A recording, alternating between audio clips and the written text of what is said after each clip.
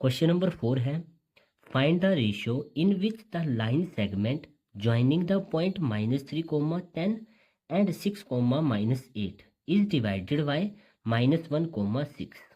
हमें ratio find करनी है उस लाइन सेगमेंट की जिसमें ये कोऑर्डिनेट और ये कोऑर्डिनेट मिलकर के एक लाइन बना रहे हैं, और ये वाले जो कोऑर्डिनेट है उसको किस रेशियो में डिवाइड कर रहे हैं, वो रेशियो हमें फाइंड करनी है। तो लेट्स सपोज इस ये जो कोऑर्डिनेट है इसको हम पी पॉइंट मान लेते हैं और इसे हम क्यू पॉइंट मान लेते हैं, और इस कोऑर्डिनेट के हम ए पॉइंट मान लेते हैं। तो इसको और इसको ज्वाइन करके हमारी एक लाइन सेगमेंट बन रही है। तो यहाँ पे पी के कोऑर्डिनेट लिख लेते हैं -3, 10, और यहाँ पे हम अपना क्यू कोऑर्डिनेट मान लेते हैं, क्यू पॉइंट मान लेते हैं, और इसके कोऑर्डिनेट 6, -8। इनको ज्वाइन करके हमारी एक लाइन सेगमेंट बनी।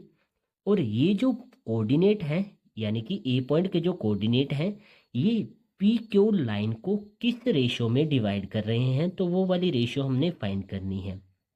तो हम एक यहाँ कहीं पे मान लेंगे सेंटर के आसपास ही, क्योंकि हमें रेशियो नहीं पता तो हम सिंपल कहीं पे भी मान सकते हैं। ये उसके कोऑर्डिनेट हैं। पहले हमें क्या करना होता था, रेशियो हमारे पास होती थी, हमें ये जो सेंटर में कहीं पे पॉइंट आता था उसके कोऑर्डिनेट निकालने होते थे, तो सेक्शन फार्मूला का यूज़ करते थे। सेम इसमें भी सेक्शन फार्मूला का ही यूज़ करेंगे, बट इस टाइम हमें रेशियो फाइंड करनी है। रेशियो एक्चुअल में हमारे पास होती थी m1 और m2 की वैल्यू। अब रेशियो नहीं दी गई, तो जब भी हमें रेशियो नहीं दी जाती है तो हम रेशियो को k/1 में डिवाइड करके लेट करके इसकी वैल्यू निकालते हैं। तो क्या करेंगे, यहाँ पे इसको के पार्ट मान लेंगे और इसको 1 मान लेंगे। तो सबसे पहले रेशियो को लेट किया है, तो late ratio will be k/1। अब सेक्शन फॉर्मूला का यूज़ करेंगे, तो यूजिंग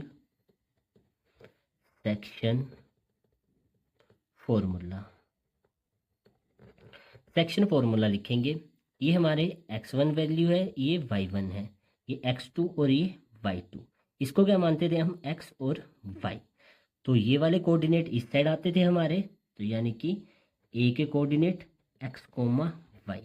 जब ये निकालते थे तो सिंपल फॉर्मूला लिखते थे, वही फॉर्मूला अब हम लिख रहे हैं। पहले x के लिए आता था m1 x2 plus m2 x1 upon में रेशियो का सम, कोमा अब y के लिए आएगा m1 y2 plus m2 y1 upon में रेशियो का सम।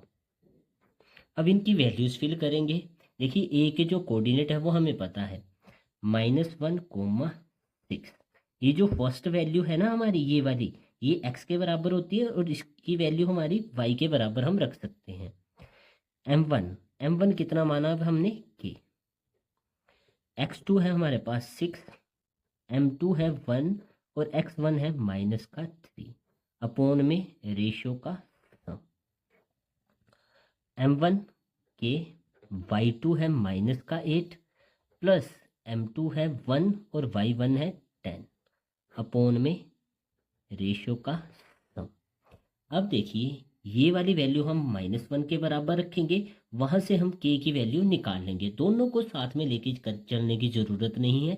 इसको -1 के बराबर रख लो या फिर इसको 6 के बराबर रख लो, आपको k की वैल्यू निकालनी है सिंपल। तो हम इस वाली वैल्यू को -1 के बराबर रखेंगे। Therefore -1 is equal to 6 into k, 6k plus minus -3 × 3 upon में k + 1। k + 1 1 डिवाइड में है, मल्टीप्लाई में चला जाएगा, तो -1 और ब्रैकेट में k + 1 is equal to 6k - 3। -1 दोनों से मल्टीप्लाई होगा, k1 × k, माइनस का चाहे 1k लिखना चाहो तो वो भी लिख सकते हो, प्लस माइनस -1 1 × 1, 6k - 3। k वाली एक साथ कर लेते हैं, प्लस का 6k इधर आके माइनस का 6k, माइनस का 1 दूसरी साइड जाके प्लस का 1 हो जाएगा, -k - 6k ये हो जाएगा हमारे पास -7k इज इक्वल टू -3 + 1 ये हो जाएगा -2। माइनस से माइनस कैंसिल हो गया, तो 7k 7 मल्टीप्लाई में कहाँ चला जाएगा, डिवाइड में, 2/7। 7 आ गया। अब देखिए सिंपल तरीका समझो, के के अपॉन में कुछ नहीं है तो मैं 1 लिख सकता हूँ। हमने रेशो क्या लेट की थी, के रेशो 1, तो के रेशो 1 क्या आ गई हमारे पास, 2:7। देखो जब भी रेशो हमें इस फॉर्म में दी जाती थी तो हम इसमें लिख लेते थे ना, तो अब हमारी इस फॉर्म में आ चुकी है तो हम इसको रेशो की फॉर्म में ऐसे भी लिख सकते हैं।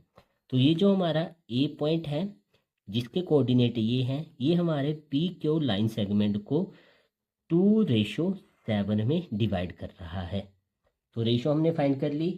चलिए अब मिलते हैं नेक्स्ट क्वेश्चन के साथ नेक्स्ट वीडियो में। जय श्री राम।